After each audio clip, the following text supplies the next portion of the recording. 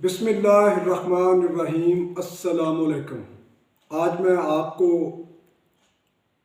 मदार के फ़ायदे बताऊंगा, जिसको आक भी कहते हैं पंजाबी में और मदार भी कहते हैं। ये इस तरह का पौधा होता है, इस तरह के इसके बड़े बड़े पत्ते होते हैं। ये वाला इस जगह पे इसके फूल आ जाते हैं। ये अभी इस जगह पे फूल आएंगे और फूल के अंदर अरगवानी रंग के इसके फूल होते हैं। फूल के अंदर एक लौंग होता है।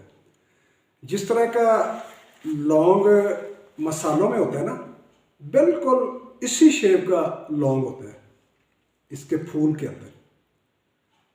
तो ये मैं आज आपको अक्सीर मैदा की गोलियां बनाना इस आग के लौंग से बता दूंगा, जो आपके मैदे का हर किस्म का मसला हल हो जाएगा। उससे आपकी बदहज़मी ख़त्म हो जाएगी, तबखीर मैदा ख़त्म हो जाएगा,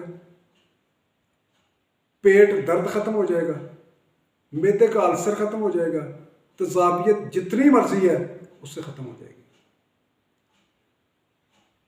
लेकिन इसकी एक एहतियात है। इस पौधे को जब भी आप पकड़ें या जब भी इसका आप दूध हासिल करें या लौंग हासिल करें, तो ये इस तरह की आपने ऐनक लेनी है। ऐनक आपने ऐसे लगा लेनी है, ऐसे अपने चेहरे पे ऐसे लगा लेनी है, ताकि आपकी आंखें जो हैं ये सारी कवर हो जाए। क्योंकि हमें तो पता है इसका, इसलिए हम तो बगैर ऐनक में भी चलो इससे छेड़छाड़ सकते हैं। हकीम लोग तो इससे खेलते हैं। लेकिन जो अजनबी बंदा है, जिसको नहीं पता, तो उसको बताना ये हमारी जिम्मेदारी होती है। तो किसी सूरत भी इसका जो दूध है वो आपकी आंख में न जाए। इसे इसका पत्ता तोड़ते हुए या आगे से इसे तोड़ते हुए या इसका लौंग निकालते हुए अगर थोड़ा सा भी इसका दूध आपकी आंख में चला गया तो फिर उसका नुकसान होगा।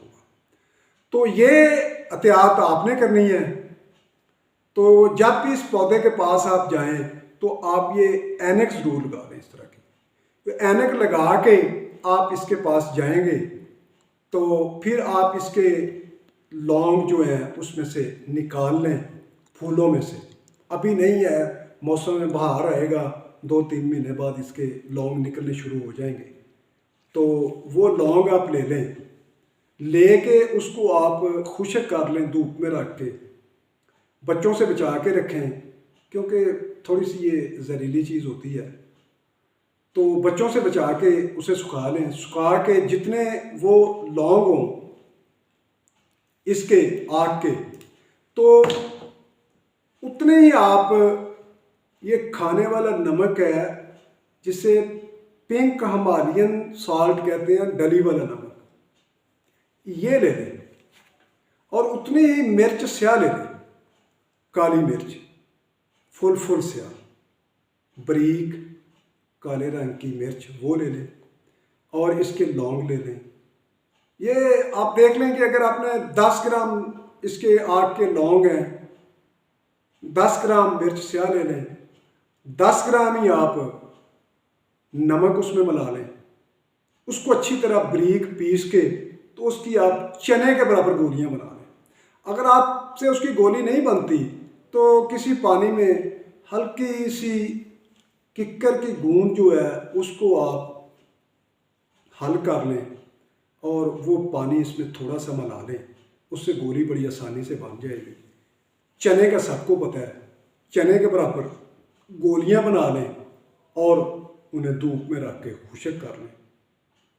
और एक गोली सुबह, एक गोली शाम नीम गर्म पानी से इस्तेमाल करें।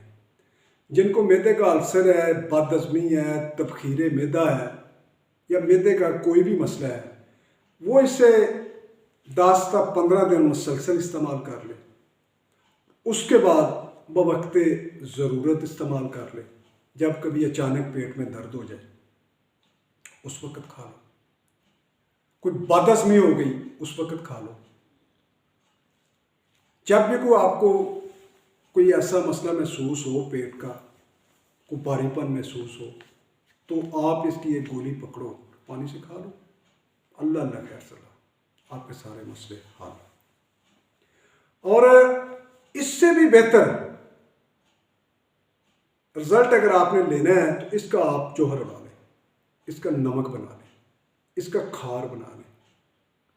क्योंकि एवरवेदा जो है वो इसका ज़्यादा खार इस्तेमाल करता है, नमक इस्तेमाल करता है, वो कैप्सूल में भर के दे देते हैं और उसका जो फ़ायदा है वो भी बहुत ज़्यादा हो जाता है, मिकदार भी कम हो जाती है और उनका भरम भी रह जाता है, पर्दा भी रह जाता है और दवाई देरपा भी हो जाती है, जल्दी ख़राब भी नहीं होती। ये पौधा आप ले लें, जब भी किसी चीज़ का नमक आपने बनाना है तो ये ख्याल आपने करना है कि उससे कोशिश करें कि वो बहार के मौसम में, फरवरी मार्च में, और सॉरी मार्च अप्रैल में उसे आप ज़मीन से उखाड़ लें और जड़ों समेत उखाड़ें, जड़ को धो लें। पौधों पे अगर कोई मिट्टी वगैरह लगी है तो वो आप साफ़ कर लें। और ये आप कोशिश किया करेंगे, कोई भी अगर आपने जड़ी बूटी लेनी है या किसी दरख्त का आपने पत्ता लेना है तो ये आप देखा करें कि सड़क के करीब से ना लिया करें, क्योंकि उससे सड़क से गाड़ियाँ गुजरती हैं, उसमें से जो कार्बन डाइऑक्साइड निकलती है वो ज़्यादा, वो फिर पौधों के ऊपर उसका असर होता है, तो फिर पौधों में जो असरात होते हैं उसके टोटल चेंज हो जाते हैं, वो फिर फ़ायदा नहीं देते कोई भी। उसमें इतनी वो गंदी गैसें होती हैं तेल की, पेट्रोल की, तो वो सारी उन पत्तों पे जाती हैं। तो आपने जब भी कोई जड़ी बूटी इस्तेमाल करनी है या किसी दरख्त के पत्ते इस्तेमाल करने हैं तो आपने सड़क से बिल्कुल हरगज़ नहीं लेने। किसी कब्रिस्तान में चले जाएं, वैसे गांव का कोई कच्चा रास्ता है जिस पे ट्रैफिक इतनी ज़्यादा नहीं है तो उसमें से तो आप ले सकते हैं, तो या बाहर खेतों से ले लें तो सबसे बेहतर है।